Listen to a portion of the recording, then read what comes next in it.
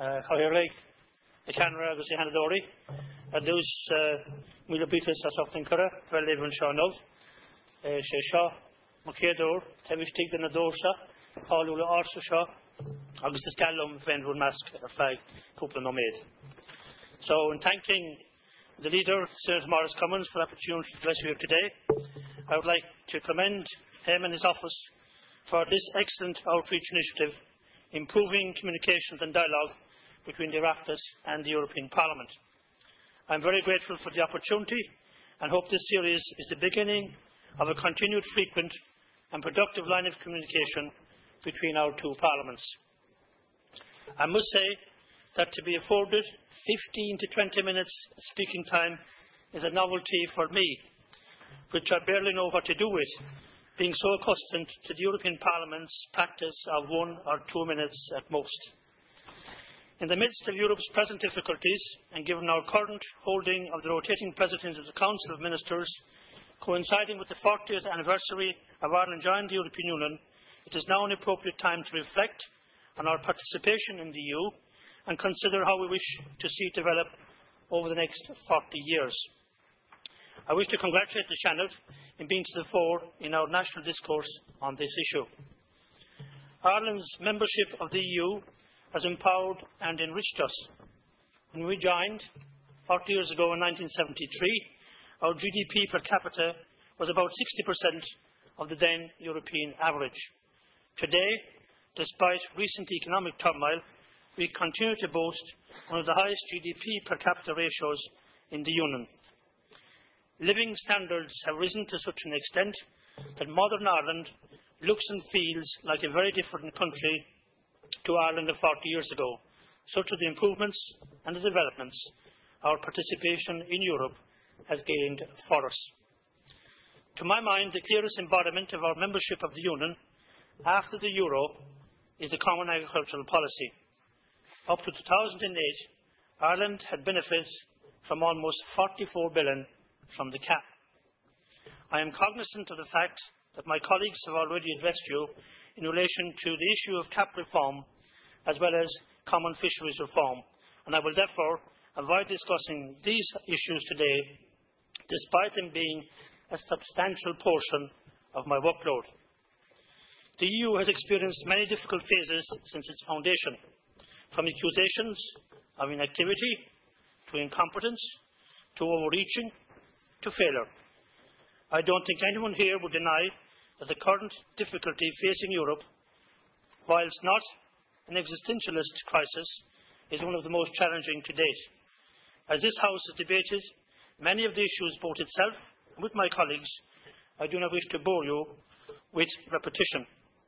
However, I will say that the situation on the European level is unrecognisable from only a year ago. Europe has managed to pull itself back from the brink. While the situation has calmed as of March, unemployment nationally still stood at 14%, while across the EU it has reached a figure of 10.9%, which are two depressingly high figures. Worse again is the figure for youth unemployment across Europe, 23.5%, nearly a quarter of all young people in Europe are unemployed. Unemployment is a scourge which is continuing to wreak havoc across the continent, not least in Ireland. While we are in the midst of the greatest economic crisis in living memory, unemployment can only be fundamentally solved through a return to economic growth. Growth and job creation go hand in hand, albeit with a lag between the return to sustainable growth and significant job creation. This is an issue which this House has focused on relentlessly, and I hope that the Senators will continue to do so. Europe works slowly, in a somewhat Byzantine manner, while markets and media, and most importantly citizens, expect rapid, speedy action. This has resulted in, several times throughout the crisis, expectations of Europe being too high, particularly in relation to timeframes. That said, it can also be reasonably stated that Europe has failed to achieve reasonable expectations at other times. Clearly, the mantra of more Europe is a common catch-all silver bullet solution touted by many in the European Parliament and the European Commission, without a clear outline of what that would comprise of. The failure to communicate is worsened by the sense of disconnect between European institutions and citizens, and has led to legitimate questions in relation to credibility. The need to re-engage with the peoples of Europe has never been more urgent. This is why I am of the firm belief that next year's European elections are of such crucial importance. They offer the citizens of Europe the first pan-continental opportunity to not only cast judgment on how the challenges Europe has faced since 2009 have been faced, but also to set out how they wish to craft the future narrative of Europe. This is a critical time for Ireland and Europe, and it is imperative that charting the way forward, building a shared vision for the future of Europe, is a bottom-up process, where events such as this provide a forum for expressing views and crafting that shared future. National parliaments have an integral role to play in this. While Europe is currently engaged in what can only be described as a mass firefighting exercise, we are now at the point where we can and must begin to envisage a future for Europe. The era of firefighters is coming to an end. We are about to witness the dawn of a new era of architects. Designing a shared vision of the future and charting the path to achieving this will be a long, arduous process, yet it is incredibly exciting and exhilarating that for the first time in a generation, Europe is being remoulded and reformed before our eyes and with our participation. My paper today revolves around the theme of Beyond the Crisis, informed by my work on several European Parliament committees on which I serve. The construction of our future demands policymakers to be architects, to be visionaries, capable of brave decisions based on sound evidence, to think long-term, to focus on the substantiality of economic decisions, to strive to ensure that both citizens and businesses reap the full benefits of long-term continuing investment in education, to anticipate the infrastructural demands of society and the economy 20, 30 and 40 years down the line. I am fortunate that the committees I serve on the European Parliament are more focused on the medium and long-term future prospects of Europe. I serve on the Industry, Energy and Research Committee, the Committee on Culture and Education and Sport, the Regional Development Committee, and the Delegation for Relations with the United States, and the Delegation for Relations with Canada. If the House will indulge me, I will outline the current work of these committees and delegations in the context of their contribution towards fashioning the architecture of Europe beyond the crisis. In the main, the Industry Committee and the Regional Development Committee focus on the foundations for economic growth and development, and it is within this sphere I wish to concentrate my remarks. Horizon 2020. Okay, I will turn first to Horizon 2020. The potential of research and innovation offer Europe the greatest opportunity for future economic growth. From the Eureka moment onwards, researchers and entrepreneurs must be supported, encouraged in developing their ideas into tangible concepts, fostering their inquisitive and entrepreneurial spirit for the genesis to the final consumer. In 2010, European leaders adopted the Europe 2020 strategy. This was designed to place the European economy on a sound, sustainable footing. At the core of this strategy is a recognition that research and innovation are absolutely and fundamentally necessary in fostering and spurring long-term sustainable economic growth. Horizon 2020 is the programme for implementing this goal. It brings all European funding for research and innovation under one umbrella. The programme will make it easier to avail of EU research and innovation funding schemes. Increased and more streamlined investment in research and innovation can and will, I believe, play a core role in economic recovery, the return to jobs and growth, and vitally regaining European competitiveness. 70 billion is earmarked over the next 7 years for Horizon 2020, which is not the original figure of 100 million, or 3% of European GDP. It does represent the greatest commitment ever to research and innovation. It is an example of the EU directly investing in the European economy, providing researchers and innovators with solid support and real opportunities. It comprises three mutually reinforcing pillars. The first pillar, known as the Excellence in Science-Based pillar, concentrates on basic, fundamental research managed by the European Research Council, promoting the gold standard for research. Second pillar, creating industrial leadership and competitive frameworks, revolves around supporting research and innovation by business and entrepreneurs, particularly SMEs in the areas of ICT, nano and biotechnology. And the third pillar, tackling societal challenges, focuses a broad range of the challenges the European society faces now and into the future, issues such as health, demographic change and energy security. To quote the Commissioner for Research and Innovation, Maura Geoghegan-Quinn, Horizon 2020 means simplification. We want our scientists and innovators to spend more time in the lab or workshop and less time filling in forms. We are slashing red tape to make it easier to access financing. Ireland is already at the forefront of research and innovation in Europe.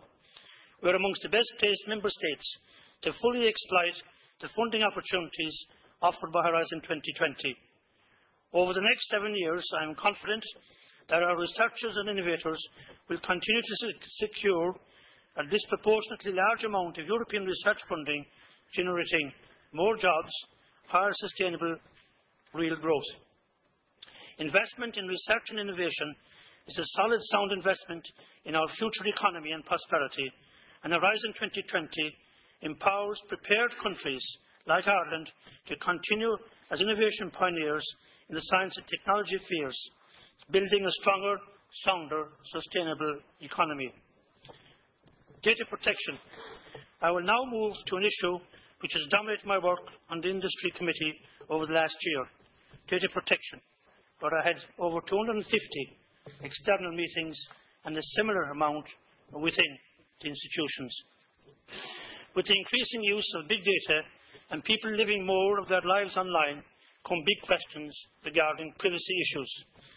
Horizon 2020 calls for the development of a framework to safeguard human rights in the digital society, so that users can control how their personal data is used by third parties. Big data offers huge potential benefits to society as a whole.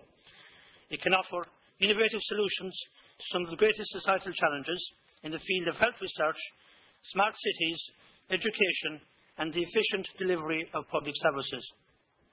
It was thus at the heart of my recent week-long conference on EU science, global challenges and global collaboration, the biggest conference ever held in the European Parliament from March the 4th to March the 8th. We are entering a data-driven era, but what does that mean to citizens? It means many benefits, but there are also many legitimate concerns that citizens' privacy is at stake. We must remember that the right to privacy is a fundamental right enshrined in the EU's Charter of Fundamental Rights. As citizens, we demand that our privacy be protected in the context of rapid technological development, and this must be our top priority.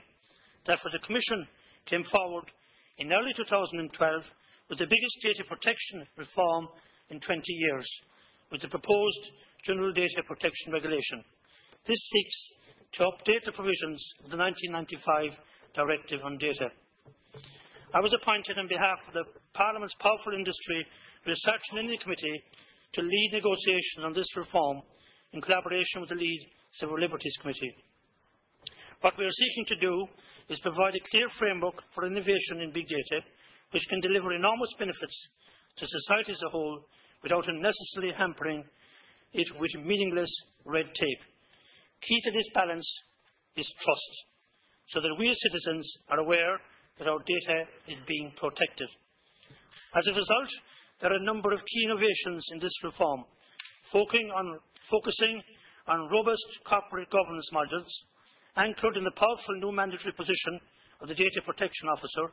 Also, there will be a strong system of administrative sanctions implemented by independent data protection authorities, watchdogs with teeth.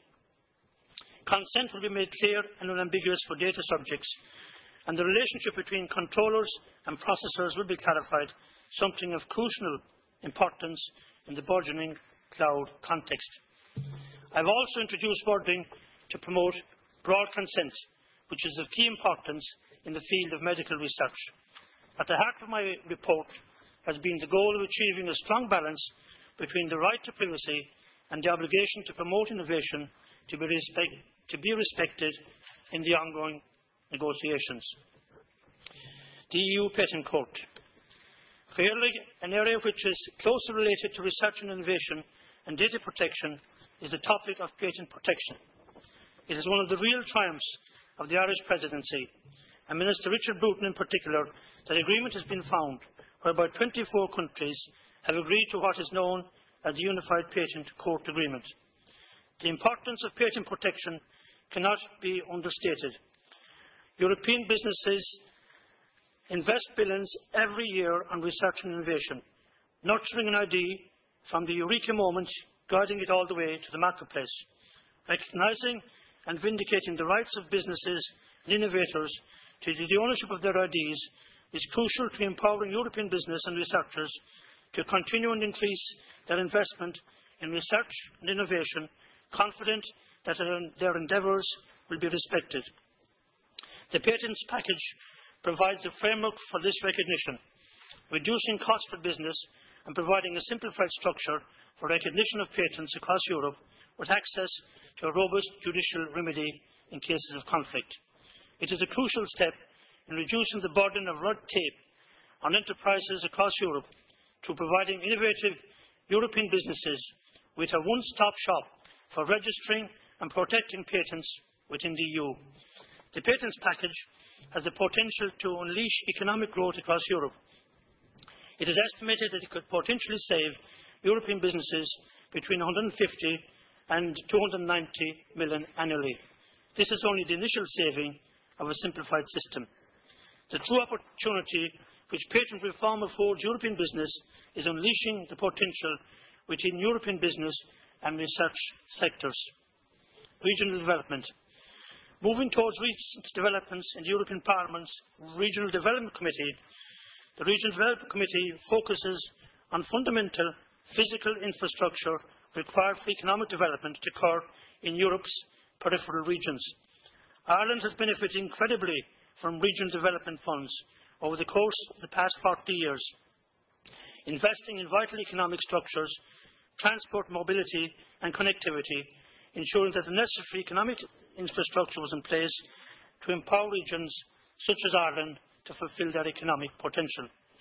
The work of the regional development has now moved towards those regions which need it most in Eastern and Southern Europe. However, that does not mean that the issues and economic potential of the peripheral regions of Western Europe are forgotten about.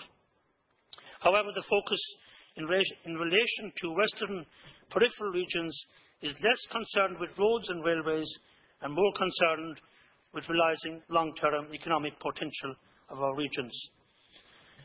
Clearly, blue growth. I wish to briefly present to this House, if the Senate will indulge me for a few more minutes, a summary of a report I authored for the committee, which was overwhelmingly accepted last week by 41 votes to 1 on the topic of blue growth. The fact that Ireland is an island nation places it in an enviable position to fully benefit from the EU's new blue growth strategy. The blue growth strategy is fundamentally aimed at utilising our marine resources in a sustainable manner to generate growth and foster job creation. It is being formulated to identify and tackle long-term challenges, highlight synergies within the sector to unleash growth. In concrete terms, it is examining ways of removing the administrative barriers that hamper growth, foster investment in research and innovation, and promote skills through education and training. It focuses on aquaculture industry as well as short sea shipping, coastal tourism and offshore wind energy sectors, which present incredible opportunities for Ireland. The role of aquaculture in promoting regional development in coastal areas across Europe is central. 90% of aquaculture businesses in the EU are SMEs. providing 80,000 jobs. There is a need for the sector to be supported, but more importantly, to be significantly expanded through adopting innovative methods and schemes funded through the European Marine and Fisheries Fund, in promoting the development of aquaculture in deep water alongside offshore wind farms. My opinion focused on developing maritime clusters and exploiting the resulting synergies across the sector. The opportunities for growth and resulting job creation, both normal and innovative, are evident through this strategy. This strategy, once completed and implemented fully, has the potential to generate thousands of long-term, sustainable jobs directly and indirectly across Ireland, and with proper implementation and ambition, millions throughout Europe. Having touched on what I believe are the major issues which I have worked on in European Parliament over the past year or so, I now wish to turn to discuss a topic which may be of more direct interest to the senators. The Lisbon Treaty conferred considerable extra powers on the European Parliament, transforming us as an institution into a full legislative chamber and equal partner with the European Council, a fact we are not tired of reminding ourselves, nor any poor commissioner whose legislative proposals are less than to some of my colleagues' liking. The same treaty conferred a new, more substantial role on national parliaments as watchdogs for the principle of subsidiarity, part of a wider role to contribute to the good functioning of the Union and right to information. National parliaments are now expected to scrutinise freedom, justice and security issues, combined with their traditional role in treaty change and enlargement. As you are all well aware, the European Commission sends copies of its legislative proposals, and the Oireachtas, along with every other parliament across Europe, has 8 weeks to respond. Given the sheer quantity of Commission legislative proposals, I wonder how national parliaments currently manage their responsibilities, and I genuinely wonder how their role can be strengthened and reinforced within the context of the development of EU institutions into the future. While the future of Seanad Éireann will be decided by the people in the exercise of their sovereign right this autumn, I hope that the responsibility of European legislative scrutiny will be given due consideration in whatever new configuration of the Oireachtas that develops after the referendum. I note that many members of this House have been very much to the fore in calling for the Seanad to take these European responsibilities in a structured and comprehensive manner as part of an overall Seanad Éireann reform. This is certainly a development I would welcome if the Seanad was to be retained. And finally, I would finish.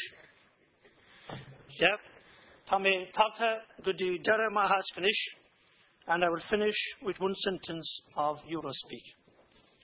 I wish to thank you for good opportunity to speak on these issues today during the Irish presidency, and I wish you very well in your legislation today and today after. Vielen Dank. Thank you very much.